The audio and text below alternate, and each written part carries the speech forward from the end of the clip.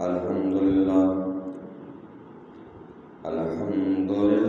نحمده ونستعينه ونستغفره ونؤمن به ونتوكل عليه ونعوذ بالله من شرور أنفسنا ومن سيئات أعمالنا من يهده الله فلا مضل له ومن يضلل فلا هادي له ونشهد أن لا إله إلا الله وحده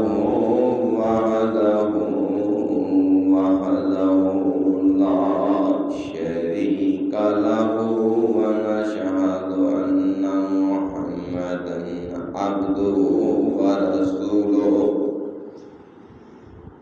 أما بعد فإن خير الحديث كتاب الله وخير الهدي هدي محمد صلى الله عليه وسلم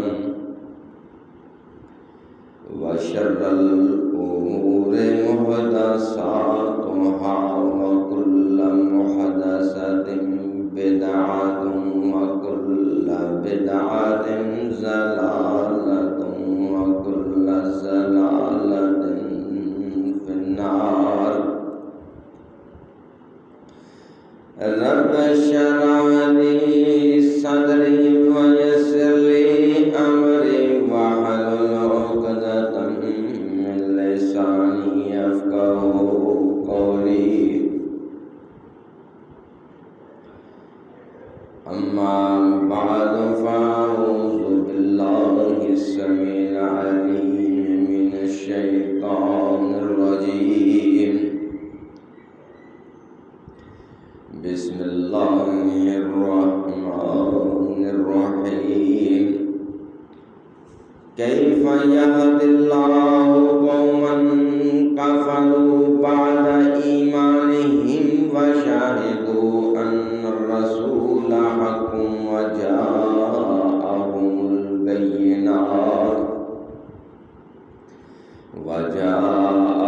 البينات والله لا يهدي القوم الظالمين. أولئك جزاؤهم أن عليهم لعنة الله والملائكة والناس أجمعين خالدين فيها لا يخفف عنهم العذاب ولا هم ينذرون إلا الذين تابوا من بعد ذلك وأصلحوا فإن الله غفور رحيم. إن الذين كفروا بعد إيمانهم ثم ازدادوا كفرا لن تقبل توبتهم وأولئك هم الضالون. إن الذين كفروا وماتوا وهم كفار فلن يقبل من أحدهم ملء الأرض ذهبا ولو افتدى به أولئك لهم عذاب عليم وما لهم من ناصرين.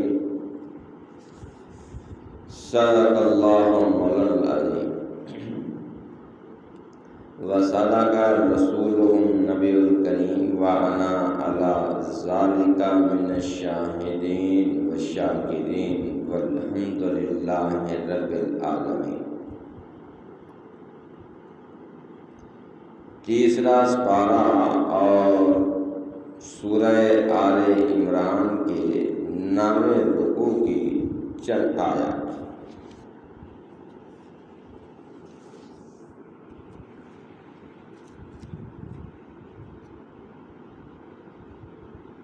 زمانہ قدیم سے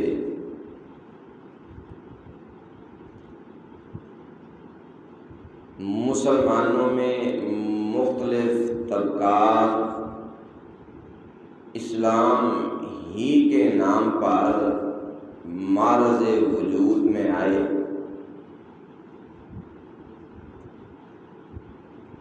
ہر ایک کا دعویٰ کتاب اللہ اور سنت مصطفیٰ صلی اللہ علیہ وسلم ہے۔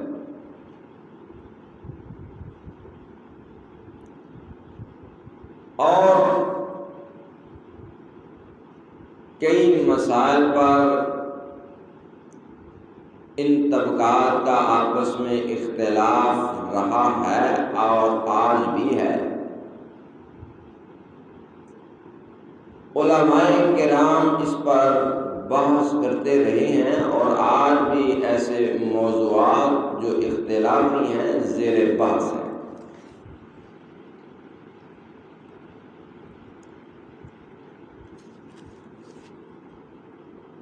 لیکن سوال یہ پیدا ہوتا ہے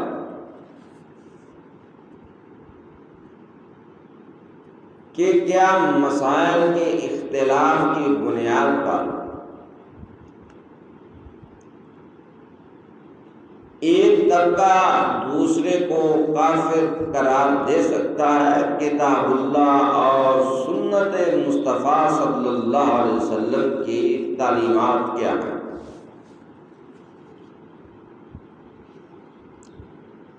حضرت انس رضی اللہ تعالی عنہ بیان کرتے ہیں کہ امام الانبیاء حضرت محمد مصطفیٰ صلی اللہ علیہ وسلم نے ارشاد فرمایا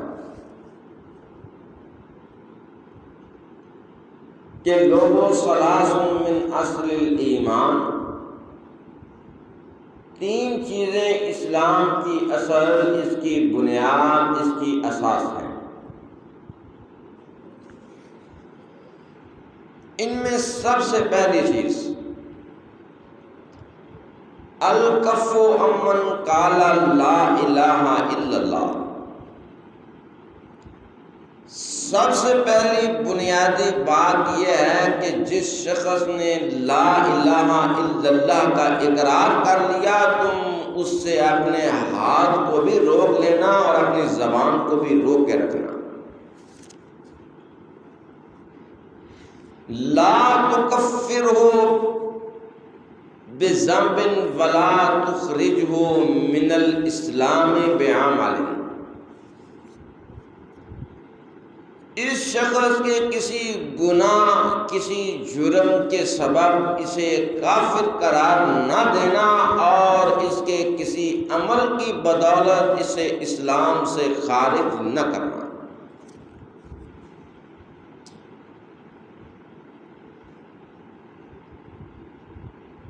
ائمہ محدثین نے اگرچہ اس روایت کی سند پر کلام کی ہے، لیکن اس کا متن اسلامی اصول و قوانین کے عین مطابق ہے۔ اہل سنت کا یہ نظریہ اور عقیدہ ہے کہ باہمی مسائل کے اختلاف کی بنیاد پر کسی کو کافر قرار نہیں دینا چاہیے۔ حافظ محمد گوندلوی رحمۃ اللہ علیہ نے ایک کتاب لکھی ہے، خیر الکلام فی وجوب الفاتحۃ خلف الامام۔ بڑی علمی کتاب ہے، عامت الناس کے لیے تو کم، لیکن علماء کرام کے لیے یہ ایک بیش بہا علمی خزانہ ہے۔ اس میں وہ باہمی مسائل پر جو اختلاف ہے اس پر بحث کرتے ہوئے بڑے مختصر انداز میں فرماتے ہیں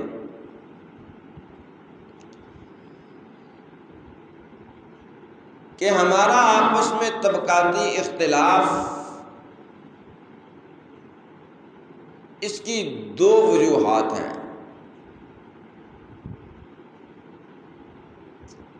کچھ اختلاف ایسا ہے جو فروعی مسائل میں ہے، اور کچھ اختلاف ایسا ہے جو اصولی اور بنیادی ہے۔ مسائل پر، فروعی مسائل پر جو ہمارا اختلاف ہے،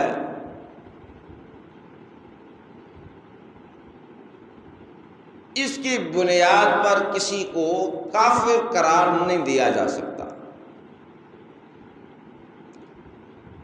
ہمارے اور احناف کے مابین جو اختلاف ہے وہ فروعی نوعیت کا ہے، اصولی نہیں۔ ہاں، شیعہ کے ساتھ جو ہمارا اختلاف ہے وہ فروعی نہیں ہے بلکہ اصولی ہے، وہ بنیادی اختلاف ہے۔ مثال کے طور پر ایک شخص رفع الیدین نہیں کرتا تو ہمارا اس کے ساتھ اختلاف ہے کہ احادیث مصطفیٰ صلی اللہ علیہ وسلم صریحاً دلالت کرتی ہیں کہ امام الانبیاء صلی اللہ علیہ وسلم جب رکوع جاتے، جب رکوع سے سر اٹھاتے تو رفع الیدین کیا کرتے تھے۔ آپ کی زندگی کا معمول بہی عمل ہے، لیکن اگر کوئی شخص اس کو تسلیم نہ کرے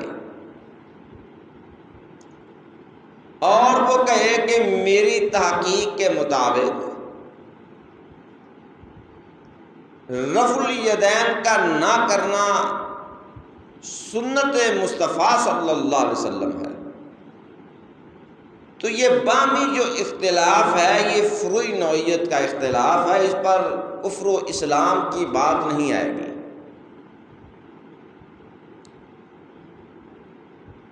اسی طرح اگر کوئی شخص اونچی آواز میں آمین نہیں کہتا، اگرچہ احادیث سے ثابت ہے،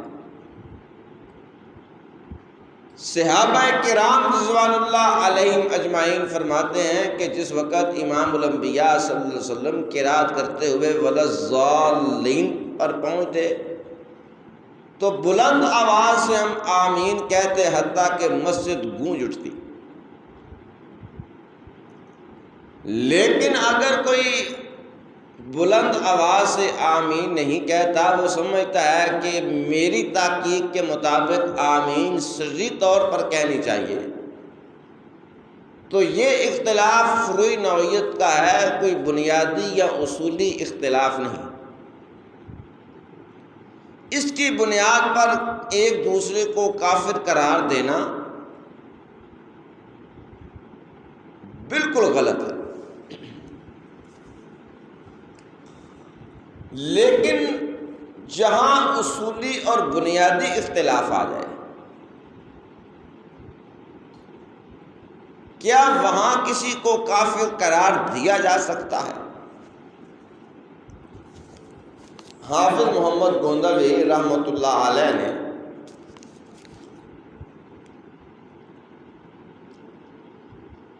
اس پر بھی بڑی مختصر بحث کی ہے۔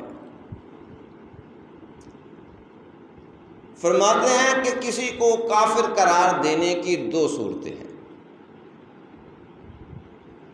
پہلی تو یہ ہے کہ کوئی شخص کسی اور نبی کا پیروکار ہو، امام الانبیاء حضرت محمد مصطفیٰ صلی اللہ علیہ وسلم کی نبوت اور رسالت کے علاوہ کسی اور کی نبوت اور رسالت کا اعتقاد رکھتا ہو، اور وہ کسی اور مذہب، کسی اور دین کا پیروکار ہو، تو تمام تر امت کا اتفاق ہے، اجماع ہے کہ فہو الکافر، وہ کافر ہے۔ کسی شخص کا اس پر کوئی اختلاف نہیں، کسی طبقے کا اس پر کوئی اختلاف نہیں۔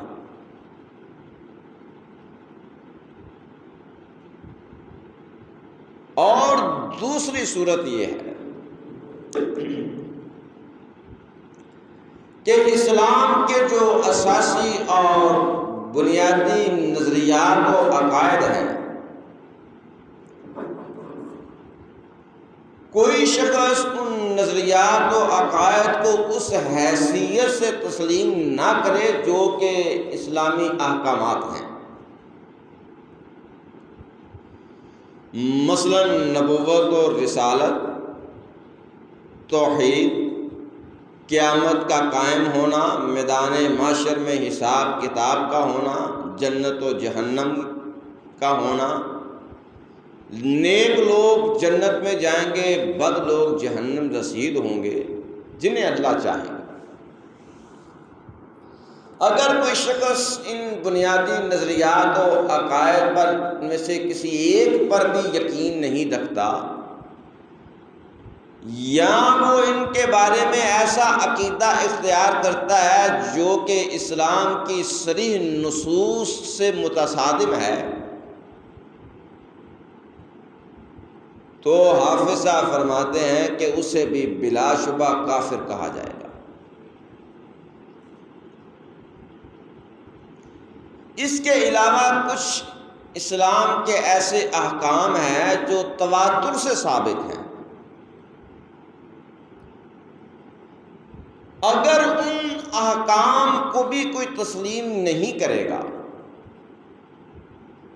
اس حیثیت میں جو کہ احکام باری تعالی ہیں، تعلیم مصطفیٰ صلی اللہ علیہ وسلم ہے، تو فرماتے ہیں بلا شبہ اسے بھی کافر قرار دیا جائے گا۔ میں آپ کو اس کی ایک مثال دے دیتا ہوں۔ مثال کے طور پر کوئی شخص نماز کے حکم کو تسلیم نہیں کرتا۔ نماز کا حکم ایسا ہے جو تواتر کے ساتھ ثابت ہے، اسلام کے ارکان میں سے ایک رکن ہے،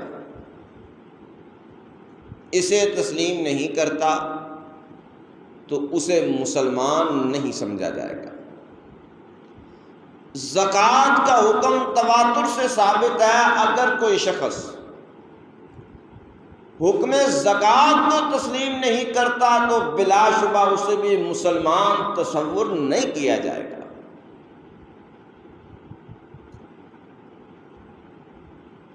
ہاں، فرماتے ہیں کہ اگر کوئی آدمی کسی مسئلے میں کہے کہ میں نے اپنی تحقیق جستجو کے مطابق یہ نتیجہ اخذ کیا ہے کہ جس مسئلے پر میں قائم ہوں، جس عمل پر میں قائم ہوں، وہی درست ہے، تو حافظ صاحب فرماتے ہیں کہ یہاں فتویٰ لگانا ذرا دشوار ہے، لیکن جو شخص ضد اور عناد میں صریحاً اللہ اور اس کے رسول کے احکامات کے خلاف ڈٹا ہوا ہے، بالخصوص ایسے مسائل میں جو تواتر سے ثابت ہیں، اسلام کے رکن ہیں، تو فرماتے ہیں ان لوگوں پر بھی فتویٰ کفر آئے گا۔ تم خیر آمدم برسر مطلب میرے عزیزوں، میرے عرض کرنے کا مقصد یہ ہے کہ فروعی مسائل میں اختلاف کی بنیاد پر کسی کو کافر قرار نہیں دیا جائے گا۔ امام الانبیاء صلی اللہ علیہ وسلم کی نسبت جو یہ بات کہی گئی کہ آپ نے فرمایا لا تکفرہ بذنب ولا تخرجہ من الاسلام بعمل، تم کسی گناہ کے سبب کافر قرار نہ دینا اور تم کسی عمل کی بنیاد پر اسلام سے خارج بھی کسی کو نہ کرنا۔ یہ اس صورت میں ہے جب اختلاف فروعی نوعیت کا ہو، جب اختلاف بنیاد اور اساس پر ہوگا تو پھر وہاں بلا جھجک، بلا تردد کفر کا فتویٰ آئے گا، جیسا کہ ہمارا اور شیعہ کا بنیاد پر اختلاف ہے۔ شیعہ کے نزدیک اصحاب مصطفیٰ صلی اللہ علیہ وسلم غیر معتبر اور غیر ثقہ۔ وہ یہ کہتے ہیں کہ امام الانبیاء حضرت محمد مصطفیٰ صلی اللہ علیہ وسلم کی وفات کے معاً بعد تمام تر صحابہ سوائے چند ایک کے اسلام سے منحرف ہو گئے تھے۔ وہ دین، وہ وصیت، وہ تعلیمات جو امام الانبیاء صلی اللہ علیہ وسلم نے صحابہ کو کی تھی،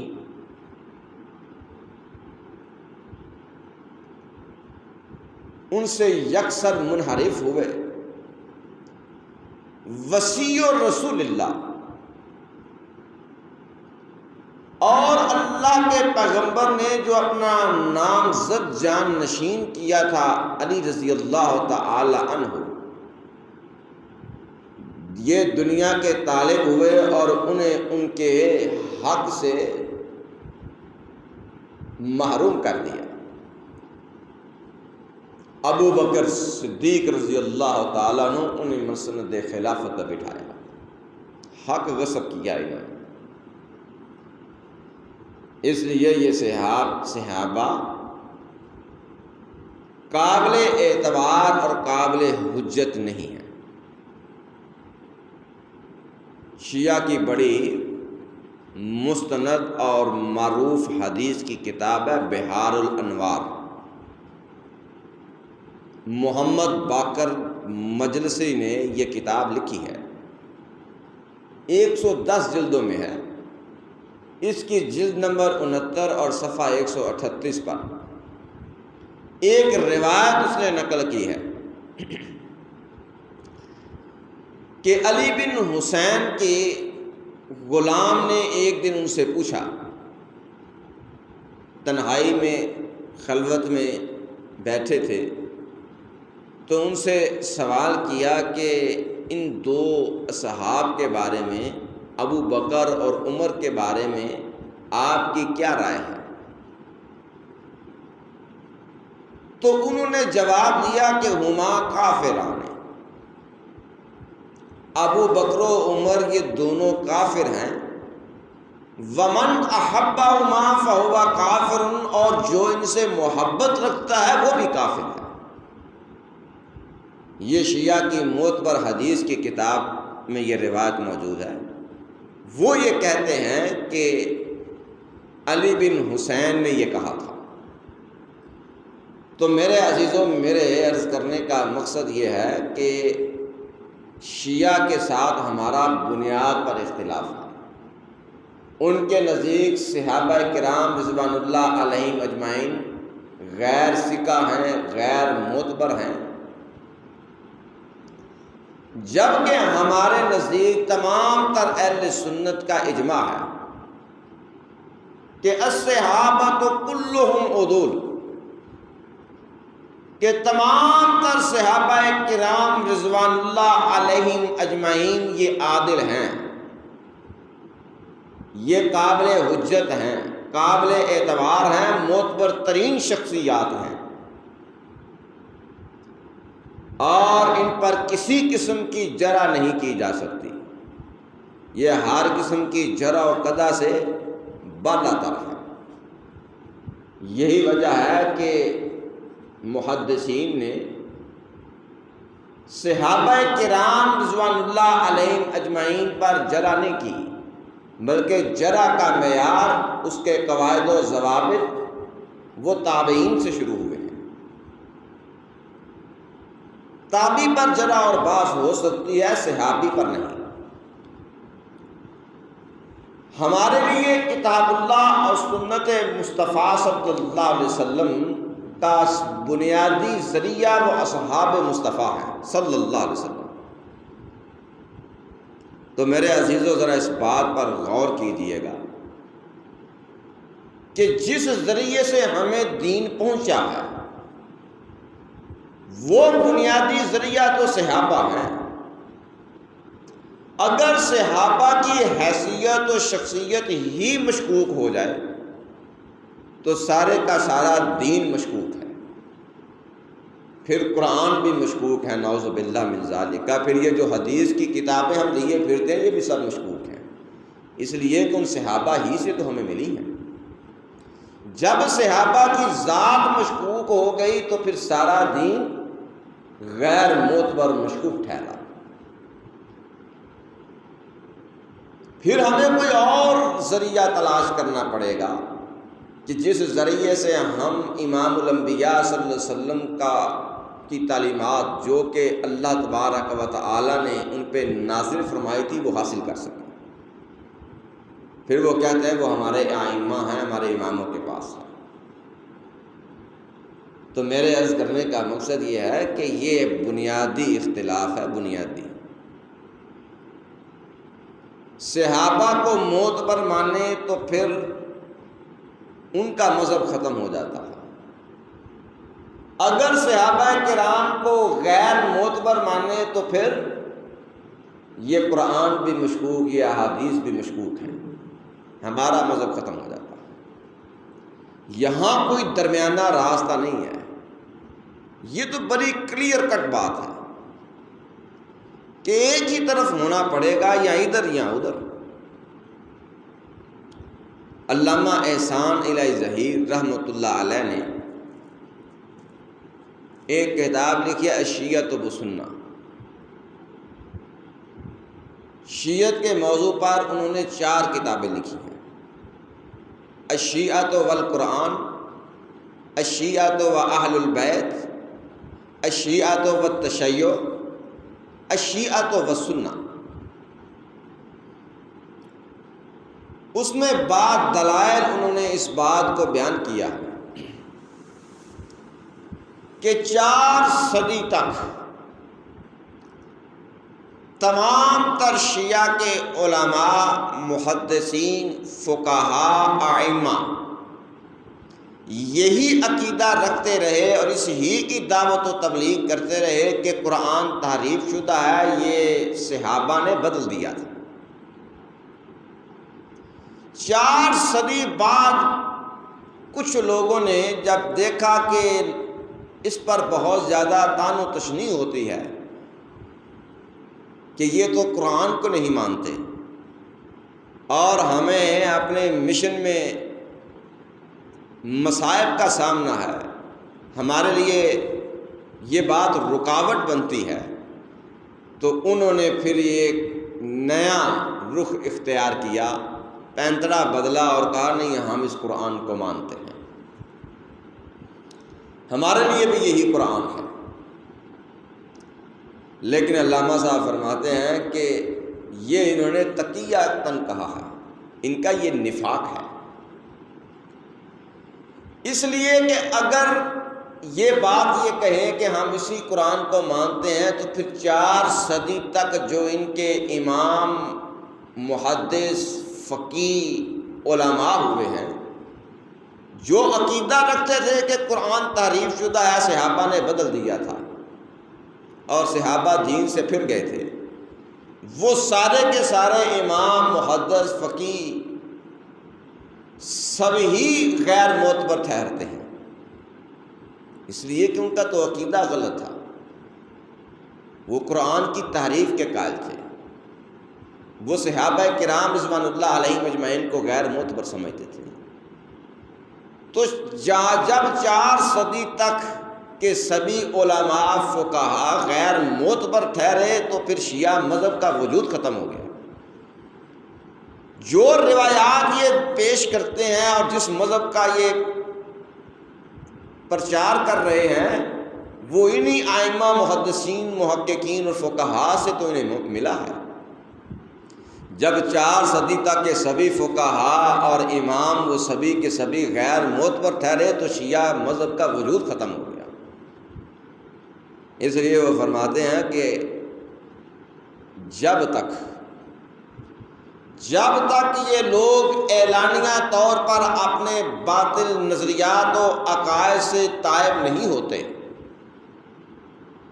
اور اعلانیہ طور پر یہ ان لوگوں سے اعلان برات نہیں کرتے جو قرآن کی تحریف کے قائل ہیں، اس وقت تک ہمارا ان کے ساتھ اتحاد کسی صورت ممکن نہیں، اس لیے کہ یہ دو متضاد مذہب ہیں۔ اسلام اور شیعہ مذہب دو متضاد چیزیں ہیں، ایک ہی کا وجود ایک وقت میں ہو سکتا ہے، یا اسلام یا شیعت، فقہ جعفری۔ اتحاد ممکن ہی نہیں۔ تو میرے عزیزوں، میرے عرض کرنے کا مقصد یہ ہے کہ آج ہم میں بہت سے لوگ ایسے ہیں جو یہ نظریہ رکھتے ہیں کہ شیعہ اگرچہ صحابہ کرام رضوان اللہ علیہم اجمعین کو برا کہتے ہیں، سب و شتم کرتے ہیں، ہمیں ان سے ترک موالات کرنی چاہیے، میل جول ترک کر دینا چاہیے، تعلق نہیں رکھنا چاہیے، لیکن انہیں کافر بھی قرار نہیں دینا چاہیے، انہیں کافر بھی قرار نہیں دینا چاہیے، ترک موالات کر دو۔ یہ ایک درمیانہ راستہ نکالنے کی کوشش کرتے ہیں۔ تو میرے عزیزوں، میں یہ سمجھتا ہوں کہ در حقیقت اتنی بات کہنا، اہل سنت کے سٹیج پر اتنی بات شیعوں کے متعلق کہہ دینا کہ ہم ان سے ترک موالات کرتے ہیں، انہیں کافر نہیں کہتے، اللہ اور اس کے رسول محمد مصطفیٰ صلی اللہ علیہ وسلم سے ایک بہت بڑی غداری ہے۔ یہ کام تو شاید ساری روئے زمین کی طاغوتی قوتیں مل کر بھی نہ کر سکتی جو اسلام کے لبادے میں نام نہاد مولوی کر رہے ہیں۔ اقبال نے کیا خوب کہا ہے، سجدہ خالق کو بھی ابلیس سے یارانہ بھی، سجدہ خالق کو بھی ابلیس سے یارانہ بھی، حشر میں کس سے عقیدت کا صلہ مانگے گا۔ بڑی غور طلب بات ہے، اللہ کو سجدہ بھی، ابلیس سے یارانہ بھی، میدان معاشر میں اپنی عقیدت کا صلہ کس سے مانگو گے؟ اور عامت الناس کا کوئی قصور نہیں۔ وہ کہتے ہیں اسی ممبر و محراب پہ ہمیں آواز آتی ہے کہ انہیں کافر نہ کہنا، بس ترک موالات کر دو، اگرچہ یہ گالیاں دیتے ہیں، صحابہ کو برا کہتے ہیں، غیر معتبر قرار دیتے ہیں، اور اسی ممبر و محراب سے پھر آواز آتی ہے کہ جو صحابہ کو غیر معتبر کہتے ہیں، در حقیقت یہ لوگ، ان کے ساتھ ہمارا بنیاد پر اختلاف ہے، انہیں مسلمان نہیں کہا جا سکتا۔ اور اس کے لیے بڑی انہوں نے محنت کی ہے۔ ہر دور میں اہل سنت میں ایسے لوگ داخل کیے گئے جس کی نشاندہی سید عبدالعزیز محدث دہلوی نے بھی کی ہے۔ انہوں نے کتاب لکھی ہے تحفہ اثنا عشریہ، اور ابتدا میں انہوں نے باب بندہ ہے در مقاصد شیعہ، کہ شیعہ نے کن کن تدبیروں سے، کس کس مکر و فریب سے مسلمانوں کو نقصان پہنچایا، فتنہ و فساد پیدا کیا، اور اسلامی تعلیمات سے لوگوں کو ہٹانے کے لیے کیا کیا ہیلے اختیار کیے، اپنی طرف لوگوں کو مائل کرنے کے لیے کیسا فریب کا راستہ اختیار کیا۔ اس میں وہ ایک ان کا مکر و فریب یہ بھی بیان کرتے ہیں کہ یہ اپنے لوگوں کو اہل سنت میں داخل کرتے ہیں، پھر وہ لوگ اہل سنت اپنے آپ کو ظاہر کر کے تو بڑے محقق اور مدرس کے درجہ پر پہنچتے ہیں، محدث کے درجے تک پہنچتے ہیں۔ خلقت جب ان کی طرف راغب ہوتی ہے، لوگ کہتے ہیں بڑا محدث آدمی ہے، نیک آدمی ہے، ساری زندگی درس و تدریس میں اس کی گزری ہے، جب ایک خلق اس کی طرف مائل ہوتی ہے تو پھر وہ شیعت کی طرف میلان کر جاتے ہیں۔ لوگ کہتے ہیں کہ اتنا بڑا عالم تھا، اتنا بڑا محدث آدمی، مدرس آدمی جو ساری زندگی درس و تدریس کرتا رہا ہے، اتنا محقق آدمی، اگر اس نے یہ بات کی ہے، آج شیعت کی طرف میلان کیا ہے، تو یقیناً پھر جو شیعہ مذہب ہے یا جو شیعہ کہتے ہیں وہ درست ہے۔ آخر یوں ہی تو وہ میلان نہیں کر گیا۔ آج بھی بعین ہی وہی وار اہل سنت پہ کیا جا رہا ہے کہ اہل سنت ہی کے سٹیج پر شیعوں کی ہمدردی اور ان کی خیر خواہی جس حد تک ممکن ہو سکتی ہے وہ کی جا رہی ہے۔ یہ بہت بڑی ان کی خیر خواہی ہے کہ ان کے بارے میں کہہ دیا جائے کہ انہیں کافر نہ کہنا، اگرچہ صحابہ کو برا کہتے ہیں۔ میرے عزیزو، بلا شبہ یہ ہر مسلمان اور محب پاکستان کی دعا ہے، وہ ہر لمحہ یہ چاہتا ہے، یہ دعا گو کہ اللہ اس پاکستان میں اسلام کا بول بالا کر دے، اس لیے کہ اس کا حصول اسلام کے نام پر ہوا۔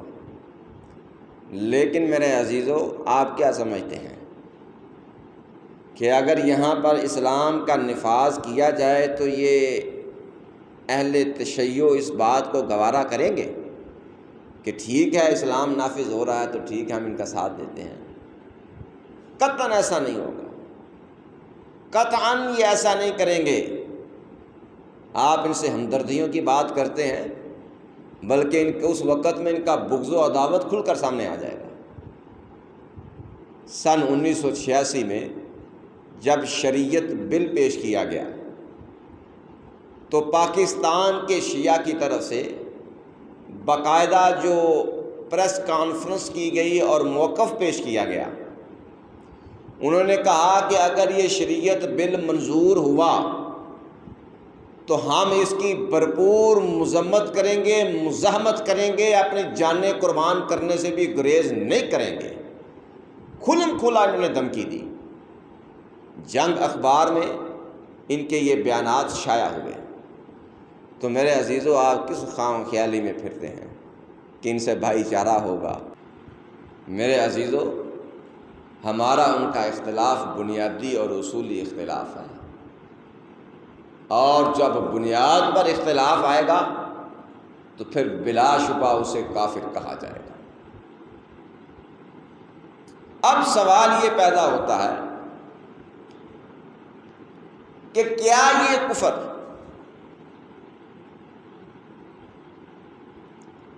ایسی حالت میں کہ جب کوئی شخص اسلام ہی کا نام لیتا ہو، اللہ اور اس کے رسول محمد مصطفیٰ صلی اللہ علیہ وسلم ہی کی اطاعت و فرما برداری کا دعویٰ کرتا ہو، لیکن وہ حقیقت میں ان تمام تر احکامات، ان تمام تر نظریات کے خلاف جائے جو اللہ اور اس کے رسول نے تعلیم کی ہے، تو ایسی صورت میں ان لوگوں کے بارے میں کیا حکم ہے؟ کیا ان لوگوں کو اسلام سے خارج سمجھتے ہوئے کافر قرار دیا جائے گا؟ اس لیے کہ کفر کے بھی تو درجے ہیں۔ امام بخاری رحمہ اللہ نے اپنی صحیح میں باب بندہ ہے، باب و کفر دون کفر، کفر کے بھی درجات ہیں۔ ہر کفر اسلام سے خارج نہیں کرتا، اور اس ضمن میں ایک حدیث پیش کی ہے کہ عید کا موقع تھا، امام الانبیاء حضرت محمد مصطفیٰ صلی اللہ علیہ وسلم نے عورتوں کو صدقہ و خیرات کرنے کی ترغیب دی، تلقین کی، فرمایا کثرت سے صدقہ و خیرات کیا کرو۔ میں نے جہنم میں اکثریت عورتوں کی دیکھی ہے۔ آپ سے سوال کیا گیا، پوچھا گیا کہ یا رسول اللہ صلی اللہ علیہ وسلم کس بنیاد پر، کس وجہ پر؟ آپ فرمانے لگے کہ تکثرن اللعن و تکفرن العشیرہ، ایک تو تم لعن تان و تشنیع بہت زیادہ کرتی ہو، اور دوسرا تم اپنے خاوندوں کی نافرمانی کرتے ہو۔ خاوند کی نافرمانی کے لیے جو لفظ امام الانبیاء صلی اللہ علیہ وسلم فرمایا وہ کفر کا لفظ استعمال فرمایا۔ اس سے امام بخاری نے استدلال کیا ہے کہ باب و کفر دون کفر، کہ کفر کے بھی درجات ہیں۔ ہر قسم کا کفر اسلام سے خارج نہیں کرتا، جیسے کہ خاوند کی نافرمانی سے وہ عورت گناہ گار ہے، سزاوار ہے، لیکن اسلام سے خارج اسے قرار نہیں دیا جا سکتا۔ تو کیا جس وقت کوئی شخص اسلام ہی کے لبادے میں اسلام کی بنیاد پر اختلاف کرے گا تو بلا شبہ وہ کافر ہے، لیکن اس کفر کی نوعیت کیا ہوگی، ایسی حالت میں اس کفر کی نوعیت کیا ہوگی، ان کے بارے میں کیا حکم ہے؟ امام الانبیاء حضرت محمد مصطفیٰ صلی اللہ علیہ وسلم نے ارشاد فرمایا کہ لوگوں، کسی مسلمان کا خون سوائے 3 صورتوں کے بہانا جائز نہیں ہے۔ سب سے پہلی بات یہ ہے کہ کسی نے ناحق کسی کو قتل کیا ہو تو اس کے قصاص میں اسے قتل کیا جائے گا۔ اگر مسلمان ناحق کسی مسلمان کو قتل کرے تو اس کے قصاص میں اس مسلمان کا قتل ہوگا۔ اگر شادی شدہ مسلمان آدمی زنا کرے تو اسے سزا میں رجم کر دیا جائے گا۔ اور تیسری صورت یہ ہے المارق لدینہ التارق عن الجماعہ، تیسرا وہ شخص جو اپنے دین سے ہٹ جاتا ہے، پھر جاتا ہے اور جماعت کو چھوڑ دیتا ہے، مسلمانوں کی جماعت کو چھوڑ دیتا ہے، اس شخص کا خون بہانا بھی جائز ہے۔ اس سے جو مراد لی گئی ہے اور جو مترجمین نے ترجمہ کیا ہے وہ یہ ہے کہ وہ شخص جو مرتد ہو جاتا ہے۔ مرتد کے معنی ہے پھر جانا، حق سے پھر جانا، باطل کی طرف رجحان کرنا۔ مرتد آدمی کی سزا موت ہے۔ اب یہاں یہ بات بڑی قابل غور ہے کہ امام الانبیاء صلی اللہ علیہ وسلم نے فرمایا کہ کسی مسلمان کا خون بہانا سوائے 3 صورتوں کے جائز نہیں ہے۔ تو مرتد شخص تو مسلمان رہا ہی نہیں، جب اس نے ارتداد کا راستہ اختیار کیا تو وہ فہو الکافر، وہ کافر ہے۔ مرتد کے کفر پر تو پوری امت کا اجماع ہے، تو پھر مسلمان کیسے ہوا؟ آپ نے تو فرمایا کہ مسلمان کا خون بہانا 3 صورتوں کے علاوہ جائز نہیں ہے۔ تو میرے عزیزو، یہاں اس بات کو سمجھنے کی ضرورت ہے کہ ارتداد 2 قسم کا ہے۔ ایک وہ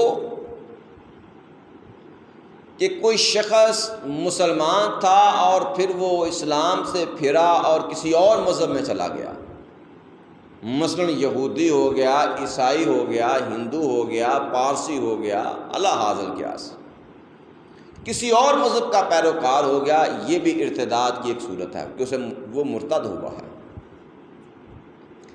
ایک ارتداد کی صورت یہ ہے جو کہ حدیث کے الفاظ اس پر دلالت کر رہے ہیں کہ کوئی شخص اپنے آپ کو مسلمان ہی سمجھتا ہے، وہ مسلمان ہونے کا ہی دعوے دار ہے، لیکن وہ ایسا نظریہ، ایسا عقیدہ اختیار کرتا ہے جو کہ اسلام سے خارج کر دینے والا ہے۔ بازوم خود وہ مسلمان ہے، نظریہ اور عقیدہ ایسا ہے جو اسلام سے بالکل، اسلامی تعلیمات سے متصادم ہے۔ تو ایک ارتداد کی صورت یہ ہے کہ وہ بھی مرتد ہے، جس کی طرف امام الانبیاء صلی اللہ علیہ وسلم کے یہ الفاظ اشارہ کرتے ہیں۔ حضرت ابو بکر صدیق رضی اللہ تعالی عنہ جس وقت مسند خلافت پر متمکن ہوئے تو بہت سے مسائل کا سامنا تھا۔ کئی لوگ ایسے تھے جنہوں نے حکم زکوٰۃ کا انکار کیا کہ ہم زکوٰۃ نہیں دیں گے۔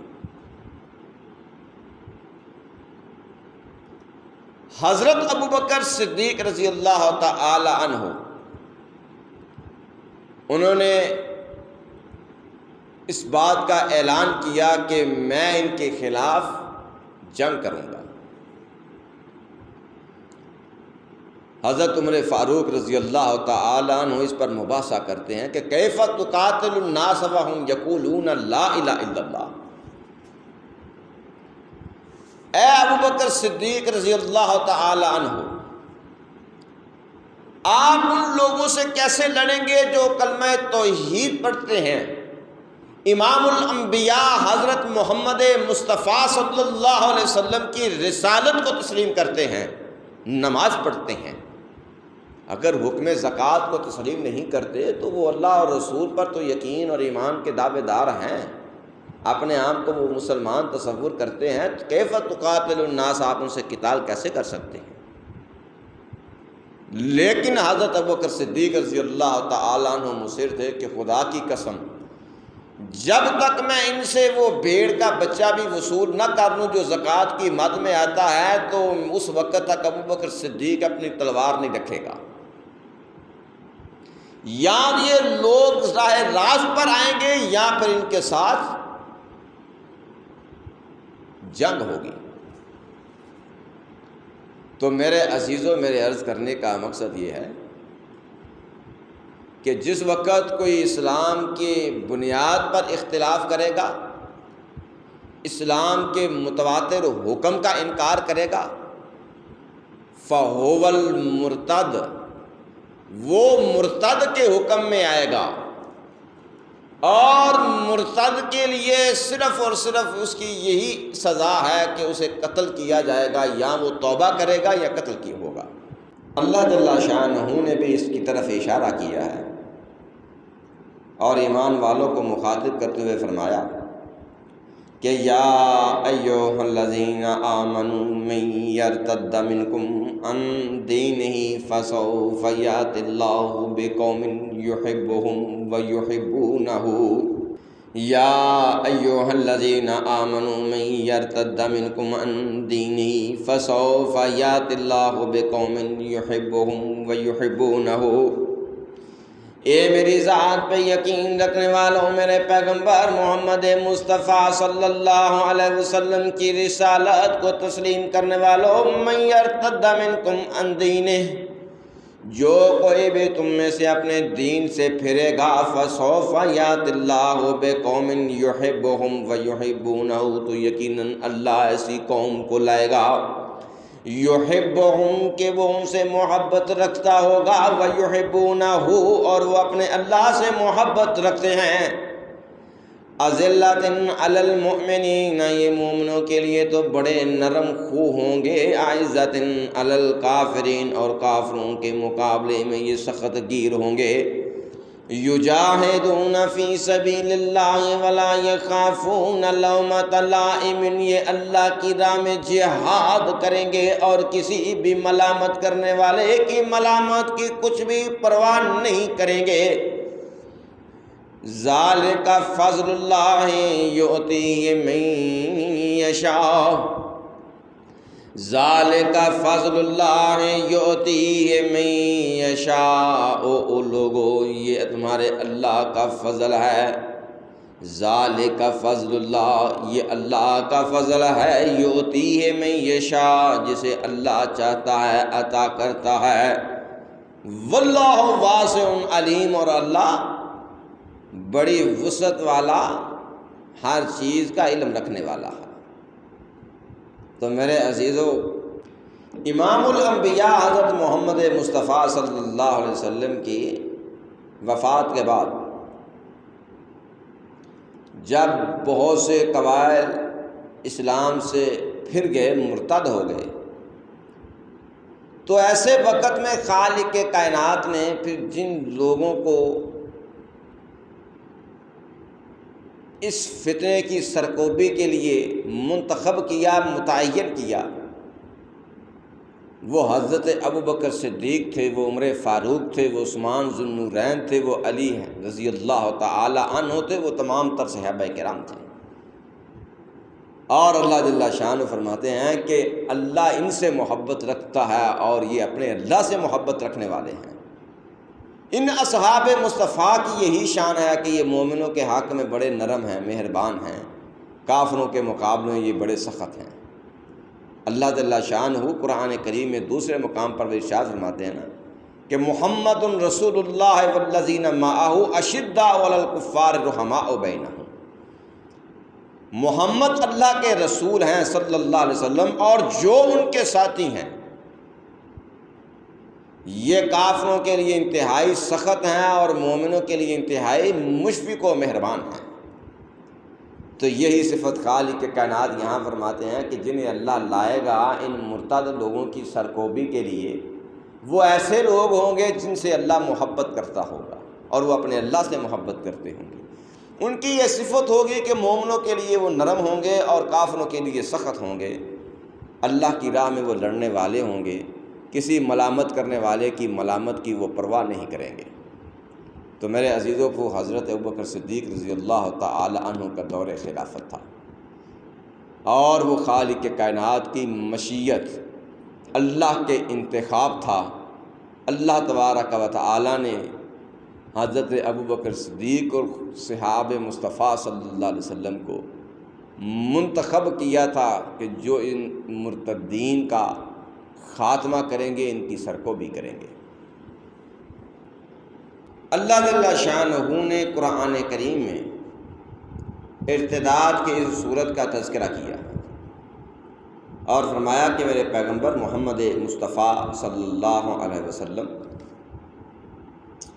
یا ایھا الرسول لا یحزنک الذین یسارعون فی الکفر من الذین قالوا آمنا بافواہہم، یا ایھا الرسول، اے میرے پیغمبر، میرے رسول محمد مصطفیٰ صلی اللہ علیہ وسلم، لا یحزنک الذین یسارعون فی الکفر، اے میرے پیغمبر، جو لوگ کفر کی طرف سبقت کرتے ہیں، عجلت کا مظاہرہ کرتے ہیں، دوڑتے ہوئے جاتے ہیں، من الذین قالوا آمنا بافواہہم، ان لوگوں میں سے جنہوں نے کہا ہے کہ ہم ایمان رکھتے ہیں، بافواہہم، جنہوں نے اپنے زبان سے تو اقرار کیا ہے ایمان کا، لیکن وہ دوڑتے ہیں کفر میں، وہ اجرت کرتے ہیں کفر کی طرف۔ وَلَمْ تُؤْمِنْ قُلُوبُهُمْ، ان کے دلوں میں میرے پیغمبر ایمان نہیں ہے۔ تو میرے عزیزو، دل میں ایمان نہیں، صرف زبان سے اظہار ہے اور کفر کی طرف جاتے ہیں۔ ایسے نظریات، ایسے عقائد اختیار کرتے ہیں کہ جو اسلام سے خارج کر دینے والے ہیں، اسلامی تعلیمات صریح نصوص سے بالکل متصادم ہیں۔ تو اللہ تبارک و تعالی فرماتے ہیں میرے پیغمبر آپ ایسے لوگوں پہ غم زدہ نہ ہوئیے گا۔ در حقیقت اولئک جزاؤہم، ان لوگوں کی سزا یہ ہے کہ تمہارے خالق کے کائنات کی ایسے لوگوں پر لعنت ہوگی۔ جیسے قرآن کریم میں اللہ جل شانہ نے دوسرے مقام پر ارشاد فرمایا کہ کیف یہد اللہ قوما کفروا بعد ایمانہم وشہدوا ان الرسول حق۔ کیف یہد اللہ قوما کفروا بعد ایمانہم، اے میرے پیغمبر محمد مصطفیٰ صلی اللہ علیہ وسلم، تمہارا اللہ اس قوم کی رہنمائی کیسے کرے گا؟ کافروا بعد ایمانہم، جنہوں نے ایمان لانے کے بعد کفر کا راستہ اختیار کیا ہے، وشاہدوا ان الرسول حق وجاءہم البینات، اور انہوں نے اس بات کی گواہی بھی دی کہ بلا شبہ یہ رسول محمد مصطفیٰ صلی اللہ علیہ وسلم حق سچے ہیں، وجاءہم البینات، اور ان کے پاس ہماری واضح روشن دلیلیں بھی آ چکی ہیں۔ میرے پیغمبر محمد مصطفیٰ صلی اللہ علیہ وسلم، جن لوگوں کا ایسا طرز عمل ہو، ایمان لانے کے بعد، نبی کی رسالت کی گواہی دینے کے بعد، واضح دلائل اور بینات کے آ جانے کے بعد وہ کفر کی راہ اختیار کر لیں، وہ ارتداد کا راستہ اختیار کریں، تو تمہارا اللہ انہیں ہدایت کیسے دے گا؟ ایسے لوگوں کی اللہ رہنمائی نہیں کرتا۔ واللہ لا یہدی القوم الظالمین، اللہ ایسے ظالم لوگوں کی رہنمائی نہیں کیا کرتا۔ یہ وہ لوگ ہیں کہ جنہیں خالق کائنات ان کی اس بدعملی کی جزا دے گا کہ اولئک جزاؤہم ان علیہم لعنۃ اللہ والملائکۃ والناس اجمعین۔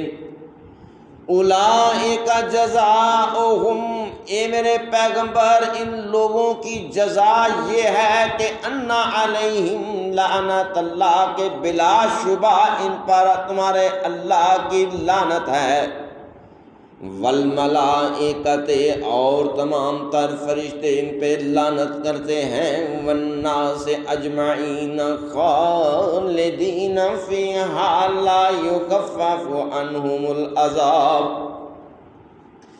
والناس اجمعین، اور تمام تر لوگوں کی طرف سے ان پہ لعنت ہے، خالدین فیہا لا یخفف عنہم العذاب، یہ اللہ کے عذاب میں ہمیشہ مبتلا رہیں گے، لا یخفف عنہم العذاب، ان سے کبھی بھی عذاب میں خفت نہیں کی جائے گی، ولا ہم ینظرون، اور نہ ہی پھر ان بد نصیب لوگوں کو ولا ہم ینظرون، نہ ہی انہیں مہلت ملے گی۔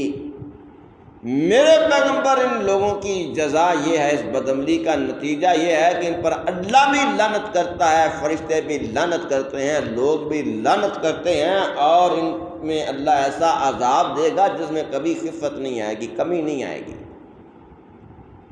نہ انہیں مہلت ملے گی کہ اب جاؤ دنیا میں دوبارہ جاؤ اور تم اپنی اصلاح کر لو تو میں تمہیں معاف کروں گا۔ اللہ فرماتے ہیں وہ مہلت بھی نہیں ملے گی۔ ہاں، اس دنیا میں ان کے لیے ابھی موقع ہے، ابھی ان کے لیے موقع ہے کہ یہ توبہ کر لیں، راہ راست پر آ جائیں، کہ اِلَّا الَّذِينَ تَابُوا مِن بَعْدِ ذَلِكَ وَأَصْلَحُوا فَإِنَّ اللَّهَ غَفُورٌ رَحِيمٌ۔ إِلَّا الَّذِينَ تَابُوا مِن بَعْدِ ذَلِكَ وَأَصْلَحُوا فَإِنَّ اللَّهَ غَفُورٌ رَحِيمٌ، مگر وہ لوگ جنہوں نے اس کے بعد توبہ کر لی، اپنے اللہ کی طرف رجوع کر لیا، وَأَصْلَحُوا، اور اپنے عمل، اپنے عقیدے کی درستگی کر لی، فَإِنَّ اللَّهَ غَفُورٌ رَحِيمٌ، تو بلا شبہ تمہارا اللہ بڑا بخشنے والا، بہت ہی زیادہ لوگوں وہ رحم کرنے والا ہے۔ ایسے لوگوں پر پھر تمہارا خالق کائنات اپنی نظر رحمت فرمائے گا، ان پہ کرم کرے گا، ان کے گناہوں سے صرف نظر کرے گا جو توبہ کر لیں گے۔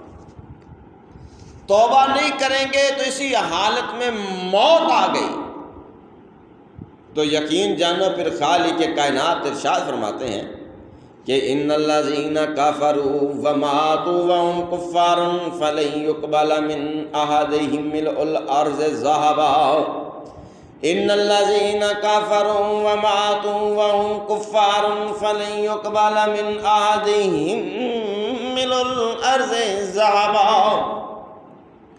اے میرے پیغمبر، وہ لوگ جنہوں نے کفر کیا وماتو، اور وہ کفر ہی کی حالت میں مر گئے، تو فلن یقبل من احدہم ملء الارض ذهبا، اگر یہ سونا زمین کے برابر یہ سونا بھی دیں گے تو اللہ اسے بھی فدیے میں قبول نہیں کرے گا۔ اولئک لهم عذاب علیم وما لهم من ناصرین۔ اے میرے بندو، اولئک لهم عذاب علیم وما لهم من ناصرین، ان لوگوں کے لیے تمہارے اللہ کے ہاں بہت ہی زیادہ دردناک عذاب ہے، وما لهم من ناصرین، اور پھر کوئی بھی ان کا حامی، ان کا ناصر، مدد کرنے والا نہیں ہوگا۔ میرے پیغمبر محمد مصطفیٰ صلی اللہ علیہ وسلم، ان لوگوں کی سزا پھر یہ ہے کہ تمہارے خالق کائنات کا عذاب علیم انہیں ملے گا۔ دوسرے مقام پر خالق کائنات فرماتے ہیں کہ وَمَن يَرْتَدِدْ مِنْكُمْ عَنْ دِينِهِ فَيَمُتْ وَهُوَ كَافِرٌ فَأُولَئِكَ حَبِطَتْ أَعْمَالُهُمْ فِي الدُّنْيَا وَالْآخِرَةِ۔ وَمَن يَرْتَدِدْ مِنْكُمْ عَنْ دِينِهِ، او لوگوں تم میں سے جو کوئی بھی اپنے دین سے پھرے گا، فَيَمُتْ وَهُوَ كَافِرٌ، اور وہ اسی کفر کی حالت میں مر جائے گا، تو فَأُولَئِكَ حَبِطَتْ أَعْمَالُهُمْ فِي الدُّنْيَا وَالْآخِرَةِ، تو یہ وہ لوگ ہیں کہ جن کے عمل دنیا اور آخرت میں برباد ہو گئے، نہ دنیا میں ان کے اعمال ان کے کام آئیں گے، نہ آخرت میں انہیں خیر ملے گی، اور یہ اللہ تبارک و تعالیٰ کے عذاب کا نشانہ بنیں گے کہ وَأُولَئِكَ أَصْحَابُ النَّارِ هُمْ فِيهَا خَالِدُونَ۔ وَأُولَئِكَ أَصْحَابُ النَّارِ، اے میرے بندو، وَأُولَئِكَ أَصْحَابُ النَّارِ، یہ آگ والے ہیں، ہم فیہا خالدون، اور یہ اس میں ہمیشہ ہمیشہ رہیں گے، یہ ہمیشہ ان کا مقدر پھر جہنم ہوگی۔ تو میرے عزیزوں، میرے عرض کرنے کا مقصد یہ ہے، ایسی صورت میں جب کوئی شخص اسلام کا نام لیوا ہو، اسلام کا دعوے دار ہو، خود کو مسلمان کہلواتا ہو، لیکن اس کے نظریات و عقائد اسلام سے متصادم ہوں، تو وہ مرتد کے حکم میں آئے گا، اور مرتد کی سزا موت ہے۔ یہ کفر کا ایک ایسا درجہ ہے کہ تمام تر کفر کے درجے، شرک، سب اس سے نیچے کے درجہ پر ہیں۔ یہ ارتداد کفر کا سب سے بلند درجہ ہے، اس سے اوپر کوئی کفر اور شرک کا درجہ نہیں، اس لیے کہ کافر اور مشرک کے ساتھ مصالحت ہو سکتی ہے، مذاکرات ہو سکتے ہیں، انہیں اسلام کی دعوت دی جائے گی، اگر وہ قبول نہ کریں تو پھر مذاکرات ہو سکتے ہیں، وہ جزیہ دینا قبول کر لیں تو انہیں امان دے دی جائے گی، اگر یہ بھی وہ قبول نہ کریں تو پھر جنگ ہوگی۔ تیسری صورت یہ ہے کہ پھر ان کے ساتھ جنگ ہوگی، پھر خالق کائنات کی حاکمیت اس روئے زمین پر بزور شمشیر قائم کی جائے گی۔ لیکن جو مرتد کافر ہے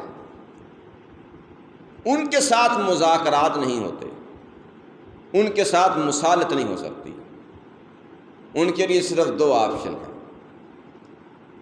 کہ انہیں دعوت دی جائے گی، اگر وہ راہ راست پر پلٹ آئیں تو فابہا، اگر وہ نہ آئیں، اپنی انہی باطل نظریات و عقائد پر قائم رہیں،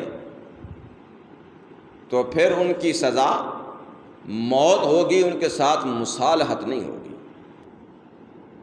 آج کہا جاتا ہے کہ ہمیں بھائی چارے کی فضا پیدا کرنی چاہیے، تو میرے عزیزو، ان کے باطل نظریات و عقائد کے ہوتے ہوئے ان کے ساتھ کسی صورت اتحاد ممکن نہیں ہے، بھائی چارہ ہو ہی نہیں سکتا۔ بھائی چارے کے لیے اسلام کا ہونا، مسلمان ہونا شرط ہے۔ علامہ احسان الہی ظہیر رحمۃ اللہ علیہ نے لوگوں میں شعور پیدا کیا، ان کے باطل نظریات و عقائد لوگوں کے سامنے پیش کر دیے، اور پھر جب انہیں اس شخصیت سے خطرہ محسوس ہوا کہ یہ ہمارے لیے خطرہ ہے، بہت بڑا خطرہ ہے، انہیں شہید کر دیا گیا۔ اور وہ سرزمین کہ جس کے بارے میں یہ کہا جاتا ہے کہ یہ اسلام کے نام پر معرض وجود میں آئی تھی، اس سرزمین میں علامہ احسان الہی ظہیر کی کتابوں پر جو شیعہ کے موضوع پر لکھی گئی تھی، اس پہ پابندی عائد کر دی گئی، ان کی خرید و فروخت، نشر و اشاعت پہ پابندی لگا دی گئی۔ والد صاحب رحمۃ اللہ علیہ فرمایا کرتے تھے کہ اگر اس جماعت دی کمان میرے ہاتھے چوندی تو احسان الہی ظہیر دا خون اس طرح رائے گا نہ جاندہ کہ 4 ڈنڈے پے تے اندراں چ وڑ گئے۔ اگر میں وہ بدلہ نہ لے سکتا تو کچھ 40-50 بندے اور مروا چھڑنے سے، مار نہیں سکتے تے مارتے سکنے ہیں نا، یہ تے نہ ہوتا کہ وہ ایک کچھ نہیں۔